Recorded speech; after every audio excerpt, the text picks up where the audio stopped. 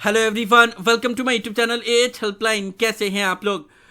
इग्नू की तरफ से एक बहुत इंपॉर्टेंट अनाउंसमेंट किया गया है एंड इस अनाउंसमेंट को देखने के बाद से बहुत सारे स्टूडेंट निराश होने वाले हैं। खैर, क्या है अनाउंसमेंट, क्या है पूरा मामला, इन सब के बारे में हम इस वीडियो में बात करेंगे। आप लोग वीडियो को ध्यान से देखिएगा। एच हेल्पलाइन चैनल पे फर्स्ट टाइम आया है तो पहले चैनल को जरूर सब्सक्राइब कर लीजिएगा।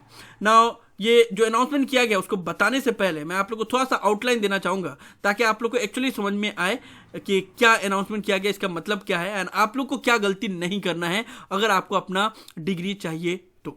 देखो, इग्नू से अगर आप कोई भी प्रोग्राम करते हो, चाहे बैचलर डिग्री करते हो, मास्टर डिग्री करते हो, तो आपको अपना डिग्री कंप्लीट करने के लिए एक मैक्सिमम टाइम पीरियड दिया जाता है। बैचलर डिग्री के स्टूडेंट को 6 साल, मास्टर डिग्री के स्टूडेंट को 4 साल। ठीक है, उसी में ही आपको अपना डिग्री कंप्लीट करना होता है।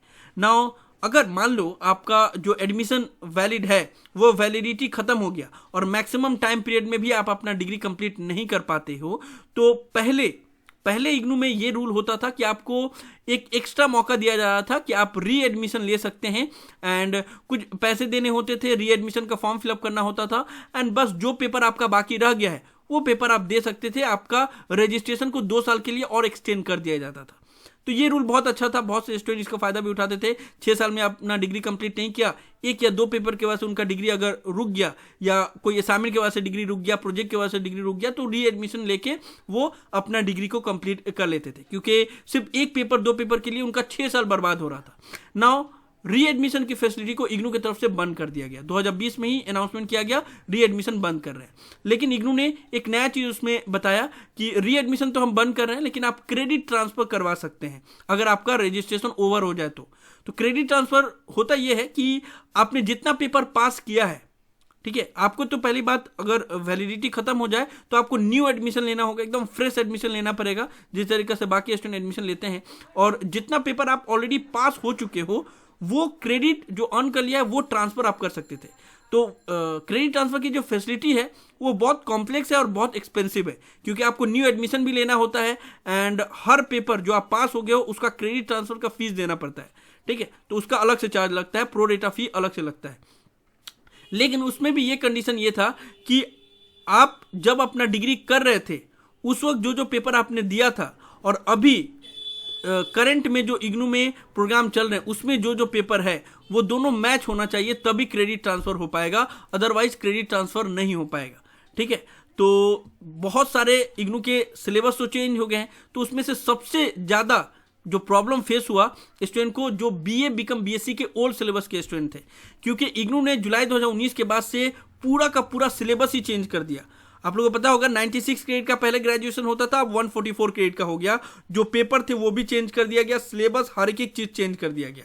तो अब जो भी स्टूडेंट बीए बीकॉम बीएससी के स्टूडेंट थे तो उनका अगर रजिस्ट्रेशन ओवर हो गया तो उनके पास क्रेडिट ट्रांसफर की फैसिलिटी तो रहेगी, लेकिन वो करवाएंगे कैसे, क्योंकि सिलेबस तो मैच हो नहीं रहा है ज़्यादा।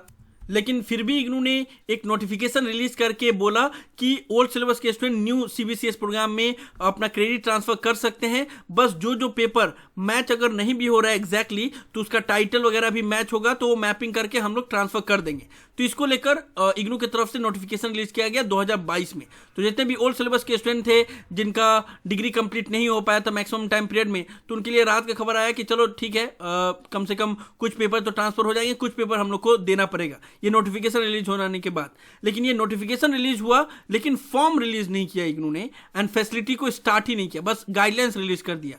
2 साल हो गया, स्टूडेंट इंतजार कर रहे थे ओल्ड सिलेबस के कि कब उनका फॉर्म आएगा ताकि कम से कम एक पेपर के वजह से उनको 3 साल वेट नहीं करना पड़ेगा, क्रेडिट ट्रांसफर हो जाएगा तो उसके बाद से फिर वो लोग एग्जाम देके अपना डिग्री कंप्लीट कर पाएंगे। कम से कम पैसे लगेंगे लेकिन उतना टाइम नहीं लगेगा। लेकिन इग्नू ने 2 साल तक ये फॉर्म रिलीज नहीं किया। उसके बाद से ये मामला कोर्ट में चला गया, दिल्ली हाई कोर्ट में अभी तक ये मामला चल रहा है एंड इग्नू की तरफ से कोई भी सुनवाई नहीं था। स्टूडेंट ने धरना दिया, हर एक काम किया, लेकिन कोई भी फैसिलिटी नहीं दी गई ओल्ड सिलेबस के स्टूडेंट को। और अब ये अनाउंसमेंट किया गया है कि अब तो हम दे ही नहीं रहे क्रेडिट ट्रांसफर की फैसिलिटी ओल्ड सिलेबस के स्टूडेंट को एंड उसको अब बंद कर दिया गया है। और ये अनाउंसमेंट किया गया है एसआरडी डिवीजन के डायरेक्टर की तरफ से। बोला ये गया है कि बीए बीकॉम बीएससी का जो ओल्ड सिलेबस के स्टूडेंट हैं उनका जो सिलेबस है वो कंप्लीटली रिवाइज कर दिया गया है। 75% से ज़्यादा सिलेबस चेंज हो गया है जो कि मैच नहीं हो रहा है।